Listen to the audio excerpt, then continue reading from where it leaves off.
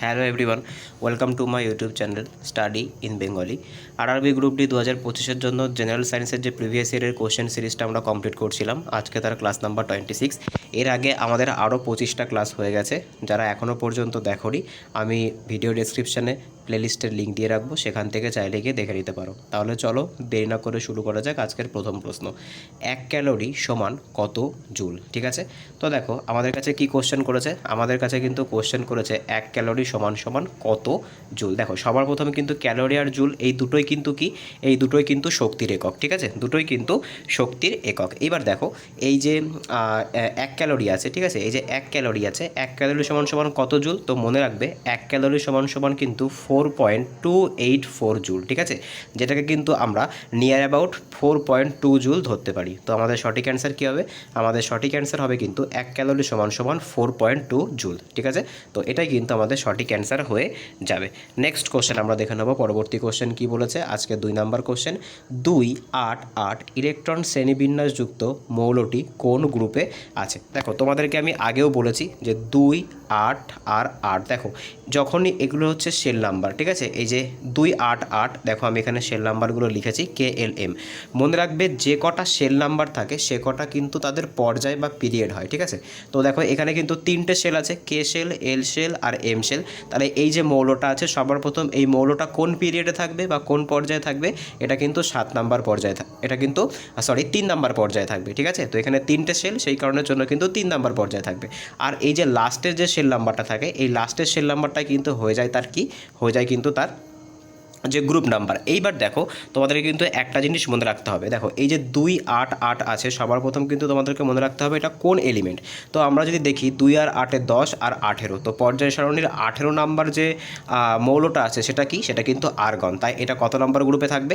তো দেখো এই যে আর্গন যেটা আছে এটা কিন্তু 18 নাম্বার গ্রুপে থাকবে, বা যেটাকে কিন্তু আমরা 0 গ্রুপ বলি। কেন এটা 18 নাম্বার গ্রুপে থাকবে? তার কারণ এই যে আর্গন যেটা আছে এটার কিন্তু দেখো যে লাস্ট সেলডে যেটা আছে সেটা কিন্তু সম্পূর্ণ কমপ্লিট। আর যে সমস্ত মৌলের লাস্ট সেল সম্পূর্ণ কমপ্লিট থাকে বা 8টা করে ইলেকট্রন থাকে, তারা কিন্তু নন রিঅ্যাক্টিভ হয়ে থাকে। সেই কারণের জন্য কিন্তু এদেরকে 18 নম্বর গ্রুপ বা 0 গ্রুপে রাখা হয়। ঠিক আছে, নেক্সট কোশ্চেন আমরা দেখে নেব। পরবর্তী কোশ্চেন কি বলেছে, আজকে 3 নাম্বার কোশ্চেন। ফার্ন কোন গোষ্ঠীর একটি উদ্ভিদ? ঠিক আছে, তো এখানে ব্যাক টু ব্যাক 4টে অপশান দিয়েছে। অপশানগুলো কি দিয়েছে আমরা একবার দেখে নিই। থ্যালোফাইটা দিয়েছে, টেরিডোফাইটা দিয়েছে, ব্রায়োফাইটা দিয়েছে আর জিমনোস্পার্ম দিয়েছে। তো আমাদের সঠিক অ্যান্সার কী হয়ে যাবে? আমাদের সঠিক অ্যান্সার হয়ে যাবে কিন্তু ফার্ন কিন্তু একটা টেরিডোফাইটা গোত্রের উদ্ভিদ, আর এরা কিন্তু অপুষ্পক হয়ে থাকে। ঠিক আছে, ফার্ন গাছ কিন্তু সুগঠিত এদের কাণ্ডমূল থাকে, কিন্তু এরা কিন্তু অপুষ্পক হয়ে থাকে। এইবার দেখো এই যে থ্যালোফাইটা আছে, এই থ্যালোফাইটার এক্সাম্পল কি? থ্যালোফাইটার কিন্তু যত ধরনের শৈবাল আছে, ঠিক আছে, মোস্ট অফ দি শৈবাল কিন্তু থ্যালোফাইটা গোত্রের ভেতরেই পড়ে। ঠিক আছে, ব্রায়োফাইটা বলতে কি বুঝি আমরা? ব্রায়োফাইটা বলতে কিন্তু আমরা মস বা রিক্সিয়া এই ধরনের উদ্ভিদগুলোকে বুঝি, যারা কিন্তু ভিজা স্যাঁতস্যাঁতে জায়গায় জন্মায়। ঠিক আছে, আর জিমনোস্পার্ম কি? দেখো জিমনোস্পার্ম কিন্তু সেই ধরনের উদ্ভিদ যাদের কিন্তু যে ফলের বীজটা থাকে সেটা কিন্তু বাইরে থাকে। ঠিক আছে, যাদেরকে কিন্তু আমরা বলতে পারি ব্যক্তবীজী। ঠিক আছে, যাদেরকে কিন্তু আমরা বলতে পারি ব্যক্তবীজী উদ্ভিদ, যেমন কিন্তু পাইন গাছ। ঠিক আছে, পাইন গাছ কিন্তু একটা জিমনোস্পার্ম উদ্ভিদ। নেক্সট কোশ্চেন আমরা দেখে নেবো। আজকে 4 নাম্বার কোশ্চেন কি বলেছে? আজকে 4 নাম্বার কোশ্চেনটা আমরা একবার দেখে নিই। লিগামেন্ট কোন দুটি জিনিসকে সংযুক্ত করে থাকে? তো এখানে ব্যাক টু ব্যাক 4টে অপশান দিয়েছে। কী কী অপশান দিয়েছে? হার্ট টু হার্ট দিয়েছে, পেশি দিয়েছে, প্লাজমা দিয়েছে আর রক্ত দিয়েছে। দেখো সবার প্রথম রক্ত তো হবেই না, তার কারণ কি, রক্ত কিন্তু একটা তরল যোগকলা। ঠিক আছে, রক্ত কিন্তু একটা তরল যোগকলা। এবার দেখো প্লাজমা কি? দেখো প্লাজমা মানে আমরা জানি, প্লাজমা মানে কিন্তু হয়ে থাকে রক্তরস। ঠিক আছে, আর আমাদের যে রক্ত থাকে সেই রক্তের মধ্যে কিন্তু 55%ই কী থাকে না, 55%ই কিন্তু রক্তরস থাকে, আর বাকি যে 45% থাকে সেটা কিন্তু রক্ত কণিকা থেকে থাকে। এবার দেখো আমরা যে কোশ্চেনটা ছিলাম, তো বোন টু বোন, অর্থাৎ যে তোমার হচ্ছে হাড়ের সাথে হাড়কে সংযুক্ত করে কে? বোন টু বোন, হাড়ের সাথে হাড়কে সংযুক্ত করে কে? তো এটা কিন্তু সঠিক অ্যান্সার কী হয়ে যাবে? সঠিক অ্যান্সার কিন্তু আমাদের হয়ে যাবে, এখানে মনে হচ্ছে একটু, এখানে কিন্তু সঠিক অ্যান্সার হয়ে যাবে লিগামেন্ট। ঠিক আছে, তো লিগামেন্ট কী করে? লিগামেন্ট কিন্তু হাড়ের সাথে হাড়কে, লিগামেন্ট কিন্তু হাড়ের সাথে হাড়কে সংযুক্ত করে। ঠিক আছে, তো সঠিক অ্যান্সার কী হবে? সঠিক অ্যান্সার হয়ে যাবে কিন্তু লিগামেন্ট। এবার দেখো এখানে কি আছে, এখানে যদি তোমাদেরকে বলা হয় যে হাড়ের সাথে পেশিকে, ঠিক আছে, হাড়ের সাথে পেশিকে কে অ্যাটাচ করে, এক্ষেত্রে কিন্তু এই রকমের একটা কোশ্চেনও আসতে পারে। সেক্ষেত্রে কিন্তু সঠিক অ্যান্সার হয়ে যাবে কিন্তু টেন্ডন। ঠিক আছে। নেক্সট কোশ্চেন আমরা দেখে নেব। পরবর্তী কোশ্চেন কি বলেছে, বৈদ্যুতিক আধান কত কুলাম যখন সময় 5 সেকেন্ড ও তড়িৎ প্রবাহ মাত্রা 10 অ্যাম্পিয়ার হয়ে থাকে। তো আমরা এটার একটা ডাইরেক্ট ফর্মুলা জানি। ফর্মুলাটা কি, ফর্মুলা কিন্তু কিউ ইকুয়ালস টু কিন্তু আই গুণ টি। ঠিক আছে, এখানে দেখো কিউ মানে কি, এখানে কিউ মানে কিন্তু বৈদ্যুতিক আধান। ঠিক আছে, আই মানে কি, আই মানে কিন্তু তড়িৎ প্রবাহ মাত্রা। ঠিক আছে, অর্থাৎ কারেন্ট আমরা বলতে পারি। আর টি মানে কি, টি মানে আমরা সকলেই জানি, টি মানে কিন্তু হচ্ছে টাইম। এইবার যদি আমি ভ্যালুগুলোকে পুট করি তাহলে ফর্মুলাটা আবার লিখছি, কিউ ইকুয়ালস টু হয়ে যাবে আই গুণ টি। এবার দেখো কত বলেছিল, আমাদেরকে ডেটাগুলো একবার দেখতে হবে। তো ডেটাগুলো কত বলেছে, 5 সেকেন্ড বলেছে আর 10 অ্যাম্পিয়ার বলেছে। ঠিক আছে, তো আমি এখানে আবারও ফর্মুলাটা লিখছি, কিউ ইকুয়ালস টু আই গুণ টি। তো এখানে হয়ে যাবে 10 আর এখানে কিন্তু হয়ে যাবে 5। ঠিক আছে, তো সঠিক অ্যান্সার কী হয়ে যাবে, সঠিক অ্যান্সার হয়ে যাবে কিন্তু 50 কুলাম। তোমাদেরকে কিন্তু দেখো কোশ্চেনেই কিন্তু বলেছিল যে কি হবে না, যে তড়িৎ আধান আছে সেটা কত কুলাম হবে। তাই তড়িৎ আধানের এসআই ইউনিট কি, তড়িৎ আধানের ইউনিট কিন্তু কুলাম, যেটাকে কিন্তু সি দিয়ে ডিনোট করা হয়। নেক্সট কোশ্চেন আমরা দেখে নেব। পরবর্তী কোশ্চেন কি বলেছে, আজকে 6 নম্বর কোশ্চেন, কার্বন ডাই অক্সাইডে কার্বনের শতকরা পরিমাণ কত। দেখো খুব ইম্পর্টেন্ট কিন্তু একটা কোশ্চেন। সবার প্রথমে কিন্তু তোমাদেরকে কার্বন ডাই অক্সাইডের ফর্মুলা জানতে হবে। কার্বন ডাই অক্সাইডের ফর্মুলা কত হয়ে থাকে, কার্বন ডাই অক্সাইডের ফর্মুলা কিন্তু হয়ে থাকে CO2। এবার দেখো এদের কিন্তু আণবিক ভরও তোমাকে জানতে হবে। কার্বনের আণবিক ভর কত, কার্বনের আণবিক ভর কিন্তু 12। আর অক্সিজেনের কত, অক্সিজেনের আণবিক ভর কিন্তু 16। আর এখানে কিন্তু অক্সিজেন কটা আছে, দুটো আছে। সেই কারণের জন্য কত হবে না, সেই কারণের জন্য কিন্তু হবে না 16 দুগুণে 32। ঠিক আছে, কত হবে, 16 দুগুণে 32। এইবার দেখো তাহলে টোটাল কত হচ্ছে, টোটাল এই যে কার্বনের জন্য 12 আর অক্সিজেনের জন্য দুটো আছে, সেই কারণের জন্য 16 দুগুণে 32 হচ্ছে। টোটালটা কত হচ্ছে, টোটালটা কিন্তু হয়ে যাচ্ছে 44। ঠিক আছে, তো কার্বনের একটা মোলের ওজন কিন্তু 44। এইবার দেখো তোমাদেরকে কি বলেছে, তোমাদেরকে কিন্তু এই কার্বনের পুরো যে অণুটা আছে এর ভেতরে কিন্তু কার্বনের শুধুমাত্র কার্বনের পার্সেন্টেজ কত সেটা চেয়েছে। তো এবার যদি আমরা দেখি কার্বনের কত, কার্বন কিন্তু একটা আছে, তাই কার্বনের আণবিক ভর কিন্তু 12। এই 12টা কার ভেতরে না, এই 12টা কিন্তু টোটাল 44-এর ভেতরে। ঠিক আছে, তো 44-এর ভেতরে কিন্তু এই 12টা আমাদেরকে বের করতে হবে। আমরা যদি এবার নর্মালি পার্সেন্টেজের রুল যদি লাগাই তাহলে কত হবে, 12 ডিভাইডেড বাই 44। 44টা কিন্তু মোট যেটা ছিল, মোট যে আণবিক ভরটা ছিল সেটা। আর এখানে কিন্তু আমি এখানে লিখে দিচ্ছি। ঠিক আছে, আর এটা কিন্তু কার্বনের জন্য শুধুমাত্র। এবার ইন্টু যদি আমরা এখানে 100 করি তাহলে কাটাকুটি করলে আমরা কত পাবো, তো কাটাকুটি করলে আমরা পাবো, যদি আমরা কাটি এখান দিয়ে মনে করো কাটলাম 6 দুগুণে 12, এখানে হচ্ছে 22 দুগুণে 44, এখানে হচ্ছে তোমার 3 দুগুণে 6, আর এখানে মনে করো 11 দুগুণে 22, তাহলে কত হচ্ছে 300/11। ঠিক আছে, এবার যদি এটাকে আমরা আর একটুখানি ডেসিমেলে আনার চেষ্টা করি তাহলে কত পেলাম হচ্ছে 311, 300/11। এবার যদি এটাকে করি তাহলে 11 দুগুণে হয়ে যাবে 22, এখানে 8, মনে করো 7 11 77। এবার এখানে 0.3 বা এখানে আমরা বলতে পারি 2। ঠিক আছে, 77.2 এটা কিন্তু আমাদের মানে নিয়ারেস্ট এরকম কিন্তু অ্যান্সারটা হয়ে যাবে। ঠিক আছে, তো আমরা এখানে কত ধরতে পারি, আমরা কিন্তু ধরতে পারি 27.2% কিন্তু আমাদের সঠিক অ্যান্সার হয়ে যাবে। নেক্সট কোশ্চেন দেখে নেবো আমরা। পরবর্তী কোশ্চেন কি বলেছে, সাইটোলজি কি বিষয়ক অধ্যয়ন। দেখো সাইটোলজি কোন বিষয়ক অধ্যয়ন, এখানে ব্যাক টু ব্যাক 4টে অপশান দিয়েছে, কোষ দিয়েছে, কলা দিয়েছে, জীবাশ্ম দিয়েছে আর নান অফ দি অ্যাবভ দিয়েছে। তো সঠিক অ্যান্সার কী হয়ে যাবে, দেখো সাইটোলজি কিন্তু কোষ বিষয়ক যে অধ্যয়ন তাকে কিন্তু বলা হয়ে থাকে সাইটোলজি। এইবার দেখো এই যে জীবাশ্ম আছে, এই জীবাশ্ম সংক্রান্ত যে অধ্যয়ন সেটাকে কিন্তু বলা হয়ে থাকে প্যালান্টোলজি। ঠিক আছে, কি বলে, এটাকে কিন্তু বলে প্যালাএন্টোলজি। আর এটা কিন্তু পরীক্ষাতে খুব আসে। এটা কিন্তু তোমাদের আগের দিনের যে শিফটটা করিয়েছিলাম সেখানে কিন্তু এই কোশ্চেনটাই দিয়েছিল। নেক্সট কোশ্চেন আমরা দেখে নেবো। পরবর্তী কোশ্চেন আজকের 8 নম্বর কোশ্চেন কি বলেছে, একটি উড়ন্ত এরোপ্লেনে কোন ধরনের শক্তি থাকে। দেখো কতটা স্ট্যান্ডার্ড একটা কোশ্চেন। এই কোশ্চেনের মধ্যে তোমরা অনেক কিছু জানতে পারবে, তোমরা শুধু মন দিয়ে শোনো। ঠিক আছে, তো কি বলেছে, মনে করো এটা একটা এরোপ্লেন। ঠিক আছে, মনে করো এটা একটা এরোপ্লেন, এটা আকাশ দিয়ে উঠছে। ঠিক আছে, মনে করো এটা একটা এরোপ্লেন, এটা আকাশ থেকে উঠছে, এটা হচ্ছে আমাদের সারফেস। এইবার দেখো এরোপ্লেনটা যখন উড়ে যাচ্ছে, ঠিক আছে, তখন এরোপ্লেনটা কোথায় আছে, এরোপ্লেনটা কিন্তু মাটি থেকে ওপরে আছে। সেই কারণের জন্য মাটি থেকে ওপরে থাকার জন্য কিন্তু এর ভেতরে কি থাকবে, এর ভেতরে কিন্তু পোটেনশিয়াল এনার্জি বা পিই থাকবে। ঠিক আছে, এইবার দেখো এরোপ্লেনটা কিন্তু সামনের দিকে গতি করছে, অর্থাৎ এই এরোপ্লেনের ভেতরে গতি থাকার জন্য কি থাকবে, এর ভেতরে কিন্তু কাইনেটিক এনার্জিও থাকবে। এইবার দেখো তোমাদেরকে কিন্তু বুঝতে হবে, দেখো এই যে এরোপ্লেনটা উড়ছিল, এই এরোপ্লেনের ভেতরে কিন্তু কি আছে, এরোপ্লেনের ভেতরে কিন্তু বোথ পোটেনশিয়াল এনার্জি আছে আবার কাইনেটিক এনার্জিও আছে। এইবার এই পোটেনশিয়াল এনার্জি আর কাইনেটিক এনার্জি দুটো যদি কোনো একটা জিনিসের ভেতরে থাকে তখন কিন্তু সেটাকে বলা হয়ে থাকে, কি বলা হয়ে থাকে, যান্ত্রিক শক্তি বলা হয়ে থাকে। ঠিক আছে, তাহলে বুঝতে পারছো কতটা স্ট্যান্ডার্ড কোশ্চেনটা এসেছে। ঠিক আছে, তো সঠিক অ্যান্সার কী হবে, সঠিক অ্যান্সার কিন্তু আমাদের হয়ে যাবে যান্ত্রিক শক্তি। এবার তোমাদের জন্য একটা এইচডাব্লিউ থাকবে, দুটো এইচডাব্লিউ থাকবে। যে পোটেনশিয়াল এনার্জির ফর্মুলা কী হয়ে থাকে সেটা তোমরা আমাকে জানাবে, ঠিক আছে। আর যে কাইনেটিক এনার্জি, সেই কাইনেটিক এনার্জির ফর্মুলা কী হয়ে থাকে সেটাও কিন্তু তোমরা আমাকে জানাবে। আশা করি তোমরা এই কোশ্চেনটা বুঝতে পেরেছো। যদি কোনো বুঝতে অসুবিধা হয়ে থাকে আমাকে অবশ্যই কমেন্টে জানাবে, ঠিক আছে।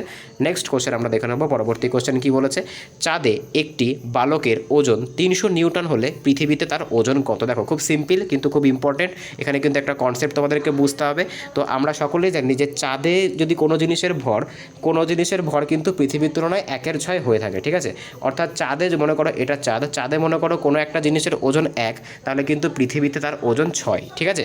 তো এখানে যদি আমরা সেই ফর্মুলাটাকে কাজে লাগাই তো কত বলেছে কিন্তু চাঁদে বলেছে 300 নিউটন, তাহলে পৃথিবীতে কত হবে? পৃথিবীতে কিন্তু তার কত গুণ হয়ে যাবে? 6 গুণ হয়ে যাবে। তাই 300কে কত দিয়ে গুণ করতে হবে? 300কে কিন্তু 6 দিয়ে গুণ করতে হবে, অর্থাৎ 1800 নিউটন কিন্তু সঠিক অ্যান্সার হয়ে যাবে। কেন এটা হচ্ছে? আমরা সকলেই জানি যে চাঁদের তুলনায় পৃথিবীর যে গ্র্যাভিটেশন বা পৃথিবীর যে মাধ্যাকর্ষণ সেটা কিন্তু 6 গুণ, অর্থাৎ কোনো জিনিসের ভর পৃথিবীতে যেটা হবে তার 1/6 ভাগ কিন্তু চাঁদে গিয়ে হবে। বা এটাকে কিন্তু আমরা উল্টো করেও বলতে পারি যে কোনো একটা জিনিসের ওজন চাঁদে যেটা হবে পৃথিবীতে কিন্তু তার প্রায় 6 গুণ হবে, ঠিক আছে। তো আমাদের সঠিক অ্যান্সার কী হয়ে যাবে? আমাদের সঠিক অ্যান্সার হয়ে যাবে কিন্তু 1800 নিউটন, ঠিক আছে। নেক্সট কোশ্চেন আমরা দেখে নেব। পরবর্তী কোশ্চেন কী বলেছে আজকে 10 নম্বর কোশ্চেন, চোখের কাছের জিনিস দেখার সমস্যাজনিত রোগকে কী বলা হয়ে থাকে? দেখো এই যে চোখের যে ডিজিজগুলো হয়ে থাকে সেখান থেকে কিন্তু পরীক্ষায় কোশ্চেন দেয়। সবার প্রথম আমরা অপশানগুলো একবার দেখে নেব। কী বলেছে? মায়োপিয়া বলেছে, হাইপারমেট্রোপিয়া বলেছে, মায়োপিয়া ও হাইপারমেট্রোমিয়া বলেছে, আর নট বলেছে। তো মনে রাখবে যদি আমাদের কাছের জিনিস দেখতে অসুবিধা হয়ে থাকে, ঠিক আছে, মনে করো আমি এখানে লিখছি, যদি কাছের জিনিস দেখতে অসুবিধা হয়ে থাকে সেই যে রোগটা তাকে কিন্তু বলা হয়ে থাকে হাইপারমেট্রোপিয়া, ঠিক আছে। কি বলা হয়ে থাকে? তাকে কিন্তু বলা হয়ে থাকে হাইপারমেট্রোপিয়া। আর এই যে হাইপারমেট্রোপিয়া যে রোগটা আছে এই রোগটাকে সারাতে কিন্তু কোন ধরনের লেন্স ব্যবহার করা হয়ে থাকে? এই হাইপারমেট্রোপিয়া রোগটাকে সারাতে কিন্তু আমাদের মনে রাখতে হবে উত্তল লেন্স ব্যবহার করা হয়ে থাকে, ঠিক আছে। তো সঠিক অ্যান্সার কী হয়ে যাবে? আমাদের সঠিক অ্যান্সার কিন্তু হয়ে যাবে হাইপারমেট্রোপিয়া। এইবার তোমাদের জন্য একটা এইচডাব্লিউ থাকবে। এই যে মায়োপিয়া রোগটা আছে এটা চোখের কোন ধরনের রোগ? আর এই যে মায়োপিয়া রোগটা আছে এই রোগটাকে সারানোর জন্য কোন ধরনের লেন্স ব্যবহার করা হয়ে থাকে এটা তোমরা আমাকে অবশ্যই কমেন্টে জানাবে। নেক্সট কোশ্চেন আমরা দেখে নেব। পরবর্তী কোশ্চেন কী বলেছে আজকের 11 নম্বর কোশ্চেন, কার্যের ও শক্তির এককের মধ্যে সম্পর্ক কেমন? দেখো খুব একটা স্ট্যান্ডার্ড কোশ্চেন আমরা এটাকে বলতে পারি, ঠিক আছে। তো দেখো কার্যের, ঠিক আছে, কার্য মানে কি হয়ে থাকে? কার্য মানে কিন্তু হয়ে থাকে ওয়ার্ক ডান। আর শক্তি মানে কি হয়ে থাকে? শক্তি মানে কিন্তু হয়ে থাকে আমাদের এনার্জি।